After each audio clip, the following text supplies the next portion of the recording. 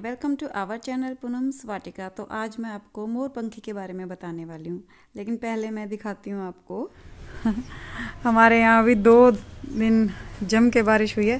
छत का हाल देखो, पत्तियाँ ही पत्तियाँ, यानी कि फर्टिलाइज़र ही फर्टिलाइज़र। खैर आते हैं आज के टॉपिक पे। तो आज मैं बात करने वाली हूँ मोरपंखी या थुजा प्लांट के बारे में। तो पहले मैं आपको बता दूं कि मोरपंखी, जूनिपर या एरोकेरिया, इस टाइप के जो भी प्लांट होते हैं वो सब एक ही फैमिली के होते हैं, लेकिन इनकी ग्रोथ अलग अलग सीजन में होती है। जैसे कि जो जूनिपर और मोरपंखी है, इसकी ग्रोथ सर्दियों में होती है, गर्मियों में ये थोड़े डोरमेंसी में चले जाते हैं। जूनिपर प्लांट तो ऑलमोस्ट डोरमेंसी में रहता है पूरी गर्मी भर। लेकिन एरोकेरिया है वो गर्मी में बहुत अच्छे से ग्रोथ करता है, जिसे आप क्रिसमस ट्री भी बोलते हैं। तो ये विंटर है और इसमें यस थुजा प्लांट यानी कि मोरपंखी की ग्रोथ अब स्टार्ट हो चुकी है। ये देखिए, अगर आप देख पा रहे हैं, ये देखिए छोटी छोटी छोटी छोटी जो ये दाने दाने से दिख रहे हैं ना, ये नई नई पत्ती ये स्टार्ट हो रही हैं पत्तियाँ। तो देखिए फ्रेंड्स, कुछ लोग ना बोल के डरा देते हैं कि भाई ये पत्तियाँ आपकी पीली हो रही हैं, आपका पौधा मरने वाला है, लेकिन ऐसा कुछ नहीं है। पीली पत्तियां हर प्लांट की होती हैं, ये देखिए, है ना। पुरानी पत्तियां होने के बाद तो पीली होती ही होती हैं और वो झड़ेंगी, तभी तो नई पत्तियों को जगह मिलेगी और नई पत्तियां आएंगी। तो इसमें डरने की बात नहीं, लेकिन हाँ, इन्हें हम कट कर सकते हैं। वैसे ये खुद ही झड़ जाती हैं, सूखी हुई और पीली जो पत्तियाँ होती हैं, जैसे ये ड्राई पत्तियाँ, ये खुद ही निकल जाएंगी, कोई टेंशन वाली बात नहीं होती है। तो इन पीली पत्तियों से डर कर ये ना सोच लें कि भाई मेरा प्लांट मरने वाला है, क्योंकि मेरे प्लांट को 2 साल हो गए। ये मैंने बीज से ग्रो किया था और अब ये देखिए कितना हैवी हो गया है।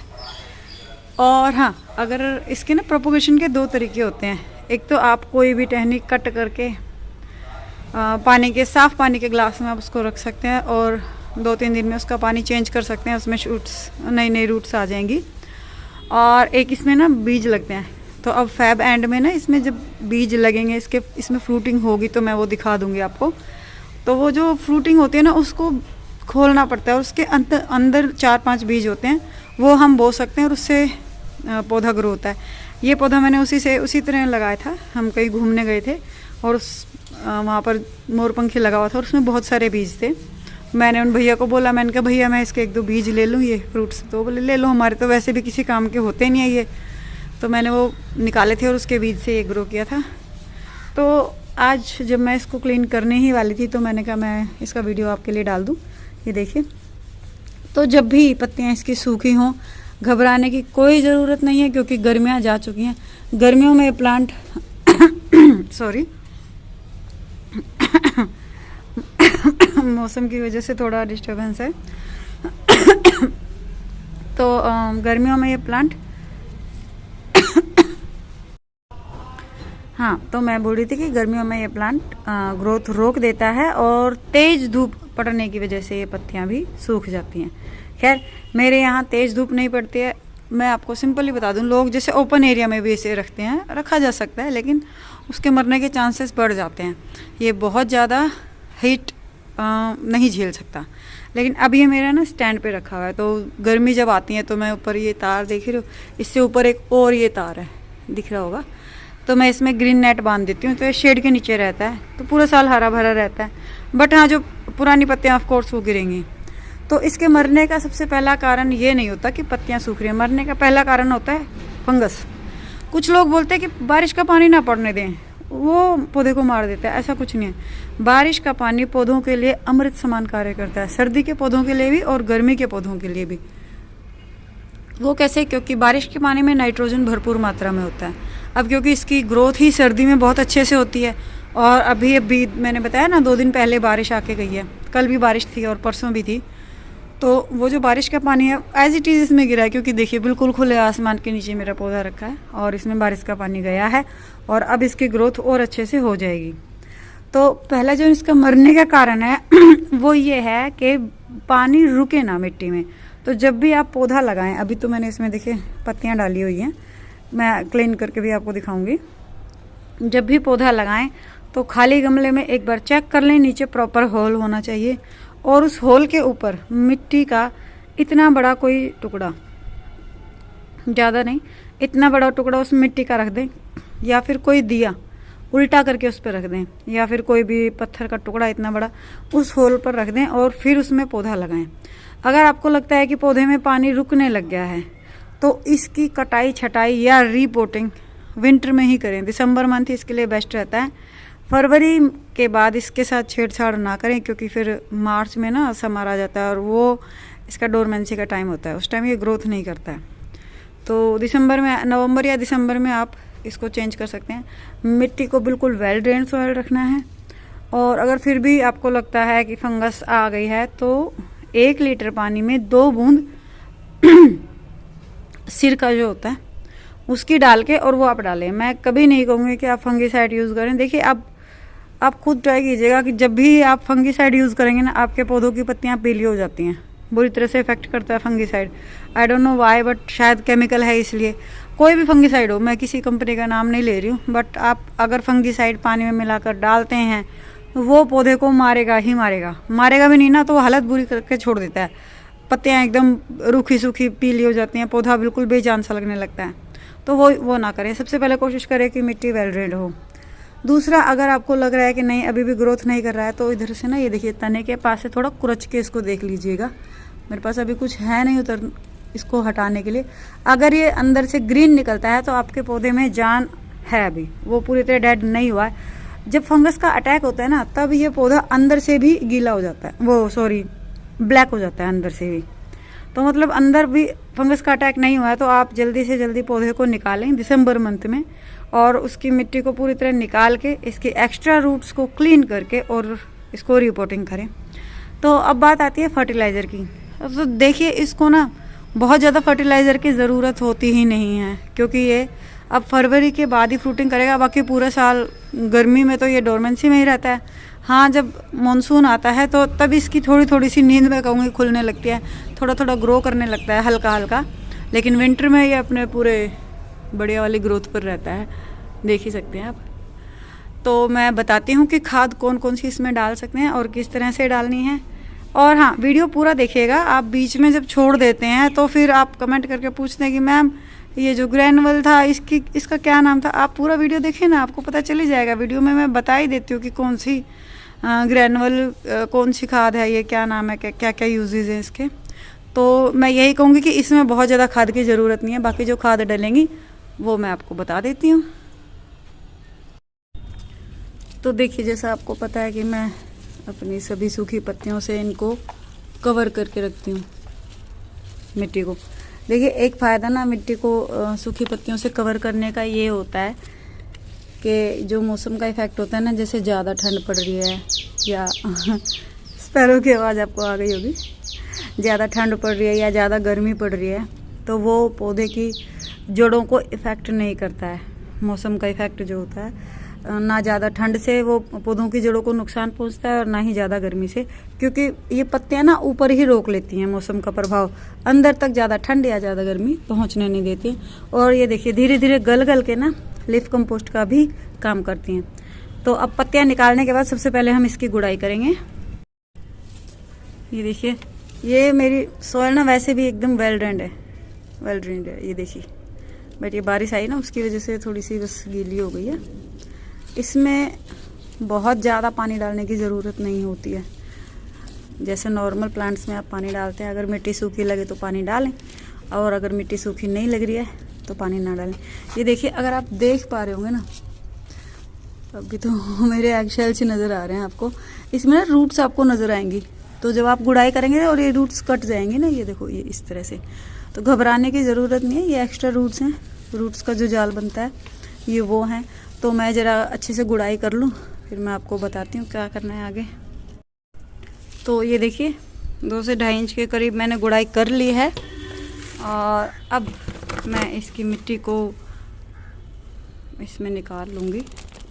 एक फ्रेंड्स, एक बात और, जब भी आप इस प्लांट को लगाएं ना तो जोड़े में लगाएं। बोलते हैं कि ये रिद्धि और सिद्धि के प्रतीक होते हैं। रिद्धि सिद्धि आपको पता है ना, गणेश जी की बीवियाँ होती हैं, दोनों बीवियाँ हैं। तो जब भी आप इसको लगाएं तो जोड़े में लगाएं। अभी मैं ये मिट्टी निकाल देती हूँ, उसके बाद मैं बताती हूँ कौन कौन सा फर्टिलाइज़र ऐड करने हैं। तो सबसे पहले जो हम डालेंगे वो है ये एप्सम सॉल्ट 1 चम्मच। इसकी ज़रूरत तो हर पौधे में होती है, क्योंकि जो न्यूट्रिशन मिट्टी में पड़ा रह जाता है ना, ये उसको पौधों तक पहुंचाने का काम करता है। जैसे विटामिन डी हमारे खाने के जितने भी पौष्टिक तत्व होते हैं वो हमारी बॉडी तक पहुंचाता है। सेम वही वर्क एप्सम सॉल्ट करता है पौधों के लिए। जो भी मिट्टी में न्यूट्रिशन होते हैं वो पौधे तक प्रोवाइड कराता है पौधे को। ठीक है, तो सबसे पहले हम डालेंगे एप्सम सॉल्ट और उसके बाद हम डालेंगे, तो दूसरा मेरा जो फर्टिलाइज़र है जो मैं डाल रही हूँ वो है ये किचन वेस्ट। इसमें फ्रूट्स के छिलके हैं, सब्जियों के छिलके हैं, और पकाया हुआ भोजन इसमें नहीं डालना है। देखिए, यूज्ड चाय पत्ती को भी मैं 3 से 4 बार धोकर इसमें डालती हूँ। और ये हैं एग शेल्स। तो मैं बता दूँ कि ये जो आपका है ना किचन वेस्ट, इस सभी तरह के पोषक तत्वों से भरपूर होता है। अगर इसमें बैंगन के छिलके हैं या फिर अभी विंटर में तो पालक बहुत आती है ना, तो पालक के पीछे के जो डंठल होते हैं वो डालते हैं हम, तो वो आयरन की कमी को पूरा करते हैं। और हाँ, एनपीके की कमी को भी ये फर्टिलाइज़र पूरा करता है।